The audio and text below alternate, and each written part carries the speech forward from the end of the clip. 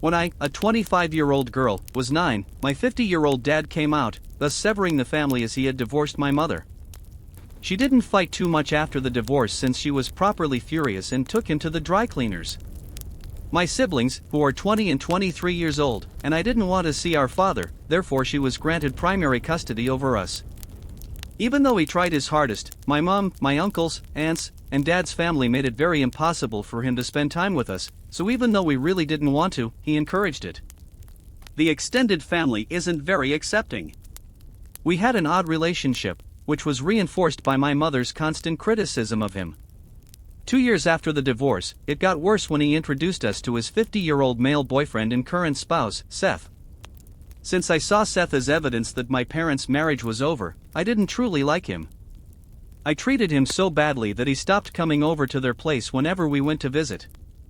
This ceased when they were married, and I stopped visiting his house altogether because my dad effectively informed me that I wasn't welcome there if I didn't respect his husband. This further strained our relationship. When I requested my mom to be the only person who could lead me down the aisle, I believe our relationship ended. After my wedding, he stopped making a lot of effort in our relationship, but he didn't say anything. Although I've seen my dad less frequently over the years, he still makes an appearance on important occasions like Christmas. He hardly has time for anyone else because he and Seth are either on the go or spending too much time together. I spent the previous weekend visiting my dad and his spouse, Seth, for a get-together cookout. Some friends that I had never met before were invited by Seth. I heard my dad conversing with one of Seth's buddies during the celebration.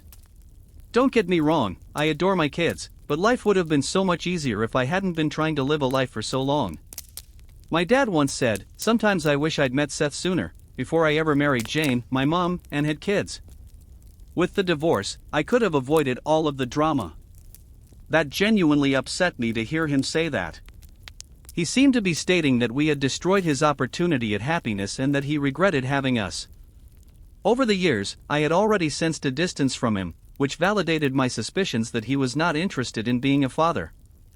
I turned around and faced my dad in front of everyone because I was so angry and wounded at that point. I angrily told him that it was unjust to claim he wished we hadn't been born in order to come out as gay earlier. He attempted to go back, but the harm was already done. I haven't spoken to him since I stormed down. My siblings haven't spent much time with him and are on my side. He's been calling all the time, saying he didn't mean it and apologizing. Recently, Seth texted me, calling me immature and claiming that my family and I are just horrible, resentful people. I'm starting to second-guess my response after reading the text about my dad's ultimate happiness. Am I the foolish one? If you and your family hadn't been turning his life into a nightmare since coming out, would this OP have stated this? Don't you think that if you had gotten along after the divorce, life would have been easier for both of you, him included? The weight of my children hating me for something I had no control over is beyond me. Yes, Opie acknowledges that she deliberately kept her distance from her father in order to maintain the alienation even after she reached adulthood and had the opportunity to mend fences. On the day of her wedding, she kept him out. Opie, you can't expect a parent you've alienated and pushed away at every opportunity to receive unconditional love.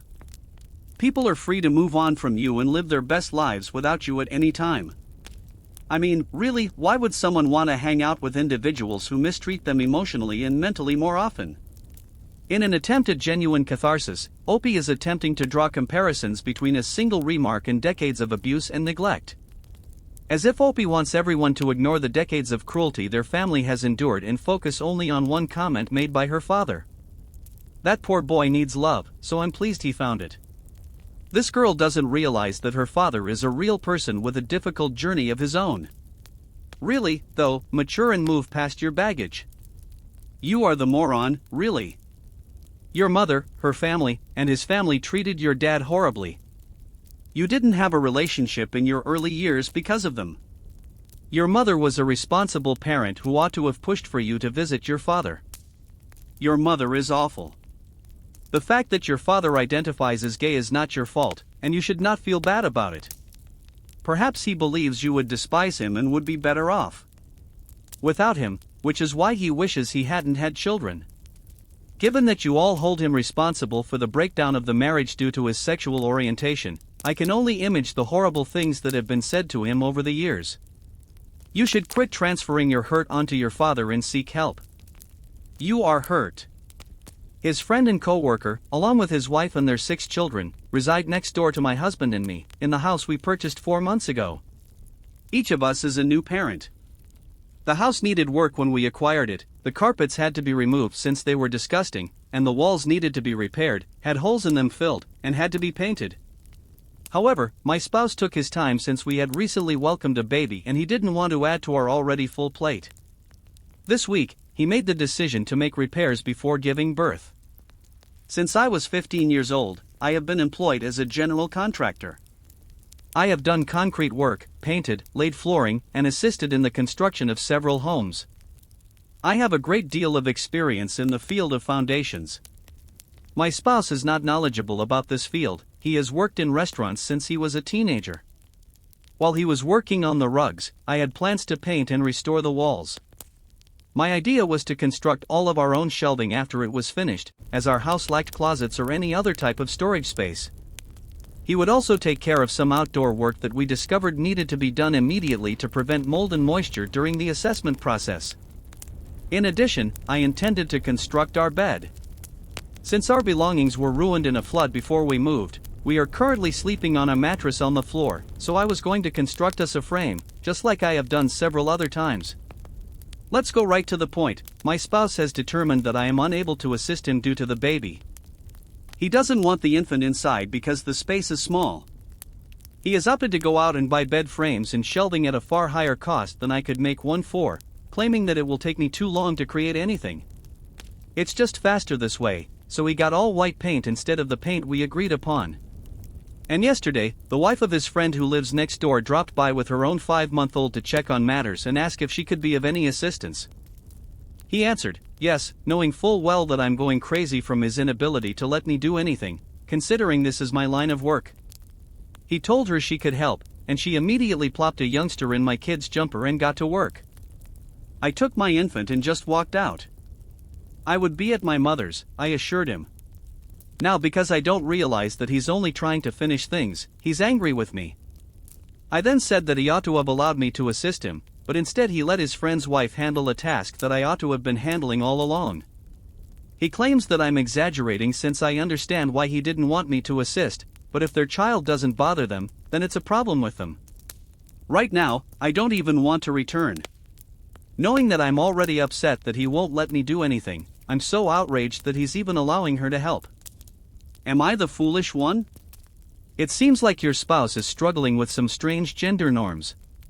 It is not you who is the fool. I believe he wants to keep you in the role of female carer because he feels threatened by your ability to perform typical male tasks.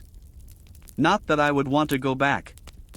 You will have to decide whether to go on with your life or defend yourself and try to reach a compromise with your husband. You seem to be correct. He emailed me yesterday, I wish you were here learning this stuff with me, obviously aware that I already knew it all because I'm a general contractor. He had a friend who works here who is also a general contractor. He didn't seem to be considering me seriously. Whoa, I thought that was rather offensive. He texted you something that was blatantly disrespectful. Tell him via text that I am already proficient at this. Every day I get paid to do it. I literally work at it. That's how we were able to purchase this home. Ignore him if he becomes angry. Don't have any more children with him, though. I, 24M, had a brief 5-month relationship with 23F, and during that time, despite using birth control, she became pregnant.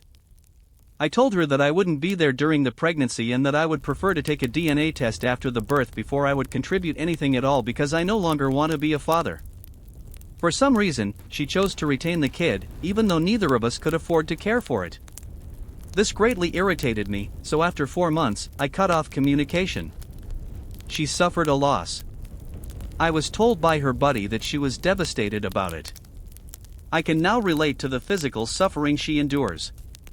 Nevertheless, I was really satisfied with the outcome and felt relieved that I wouldn't have to become a parent anymore. My friends and I celebrated by going out to drink and raising a glass to the fact that I wouldn't have to be a parent. However, word of our actions spread, finally reaching my exes and her friends. Since I and my friends are celebrating her loss, she and her buddies have been bothering us. But in my opinion, we didn't really celebrate it, rather, it was more about the fact that I wouldn't be pressured to become a father, and it had nothing to do with her. So, am I the fool here? It's okay for you to be excited. You're not a dad. You are the fool for celebrating in such a manner. The next time, don't rejoice over the flawed event that brought it about.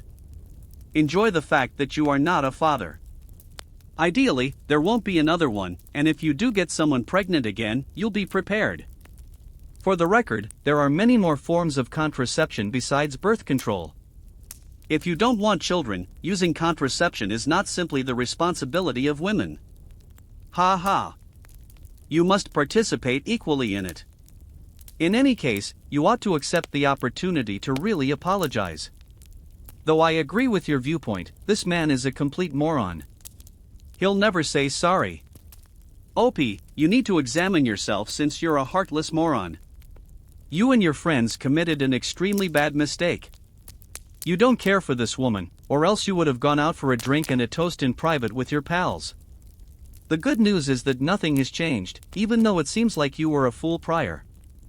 You went out and celebrated the death of the kid that your ex-girlfriend wanted, a child that she loved and was carrying inside of her. In the end, she became pregnant. Something you weren't involved in. It happened in a miraculous way. Poof, expectant. If you don't want children and can't be bothered to take responsibility for your part in impregnation, then grow up and go get a vasectomy.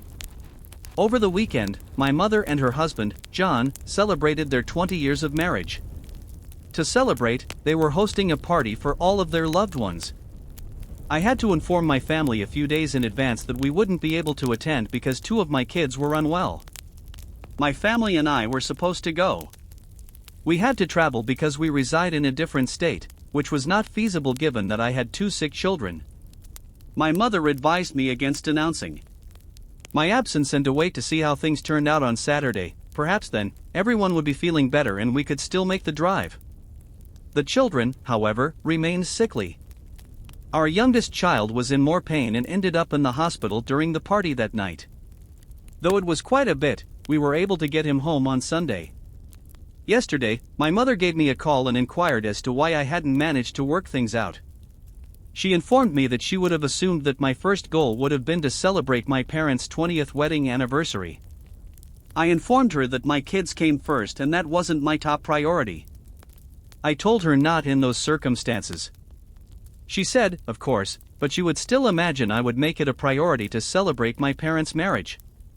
It's supposed to be a positive thing, she explained, to celebrate your parents.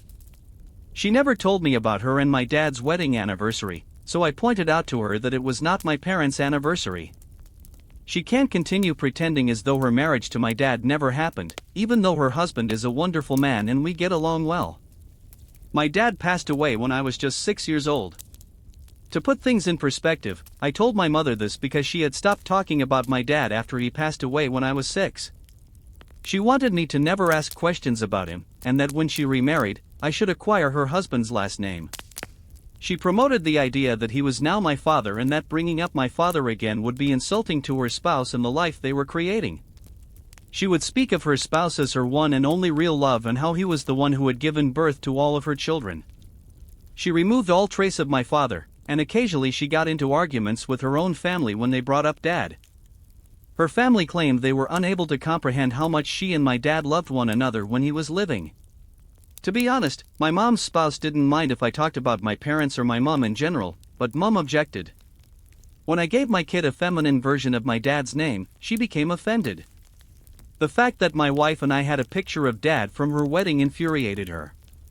She sincerely hopes that everyone would move on from him and concentrate on her present marriage. However, after telling Mom that during our argument about her anniversary, she informed me that since I'm approaching 30 and she has been married for 20 years, her husband should be recognized as my father and their marriage should be a top concern for me. She confessed to being embarrassed by my immature actions. Am I the foolish one? Not the fool. You prioritize your children, that much is clear.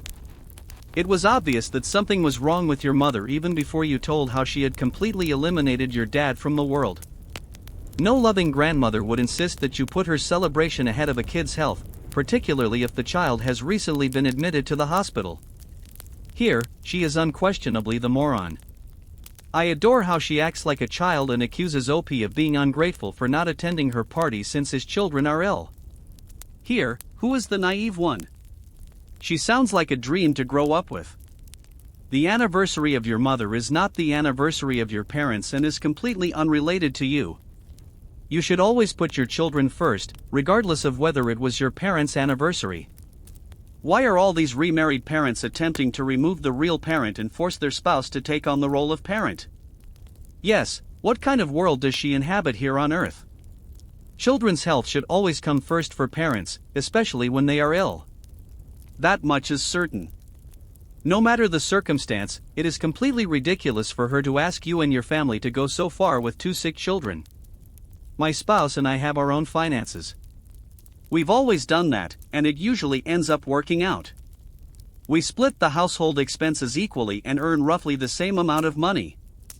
The primary problem I have is that I give her so much, and she doesn't always return the favor. Going on dates is what I do best.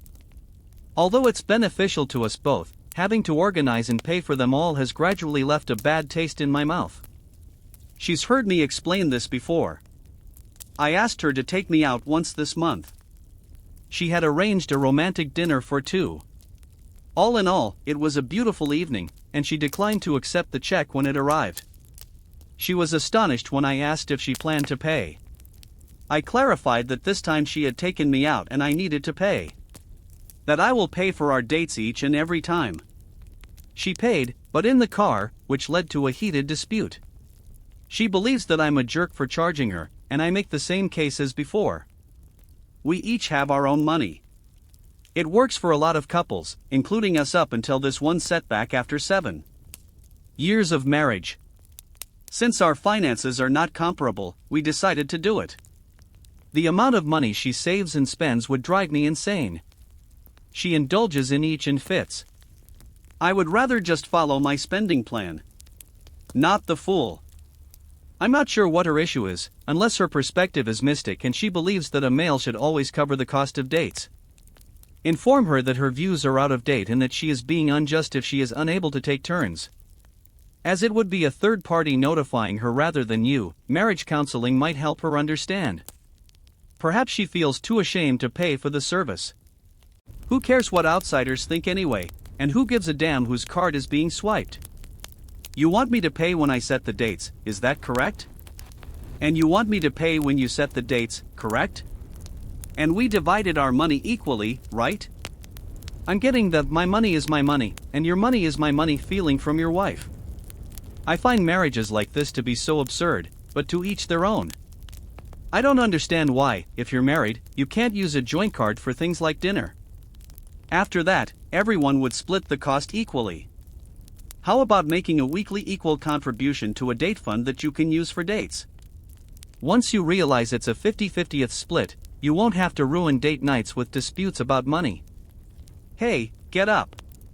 It never really worked for you to keep your money separate. When at last you said, hey, this is unfair. You need to pay your fair share, she urged you to suck it and you stopped ignoring the issue. I can only conclude that ignorance is bliss when you say it worked for you.